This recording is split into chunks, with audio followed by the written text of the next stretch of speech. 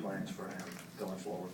He's still in the two deep where he's at, as the game, kind of played out, didn't get opportunity to put it in, but, he's the next closest of all the ones that haven't gone in, that, with, still, our season left, that, we'll see some action. I mean, are you gonna look for opportunities to get him in, or in a perfect world, would you try to hold him out if you could avoid we'll that's, believe it or not, last year, we had kind of a three-corner rotation after a while, and, it was unbelievable to go through a whole, majority of the season like that.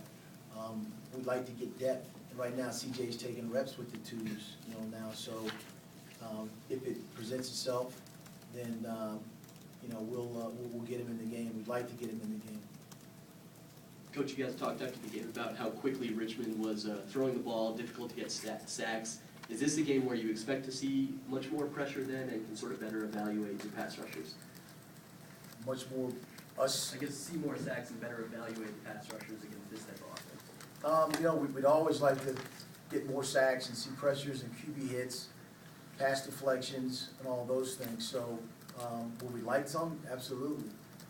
We'll see the style of offense that they choose to play against us, and then we'll have the conversation probably after the game or the next opportunity about how satisfied I am with the pass rush. But that remains to be seen. We're practicing like we want to get sacks. What we've seen, there's some opportunities because they're not as much as catch and throw like Richmond, but they do have a passing game or package that, again, calls for those crossing routes and those quick stops, getting the ball out. So, so we'll see, but we're going to practice, getting cut. We're going to practice the quick steps, the quick throws, hands in the throwing lane, trying to get to the quarterback, and not letting him have a whole lot of time back there. After watching the Richmond game, was there something that you noticed from your team that stood out the most as to what you need to get better at?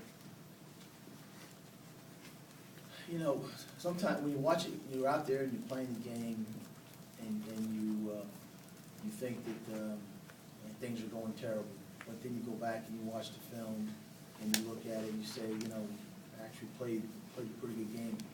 The only thing would be is that the red zone chance in that 4th and 1 and not getting that, and that's something that 4th and 1 we got to get it.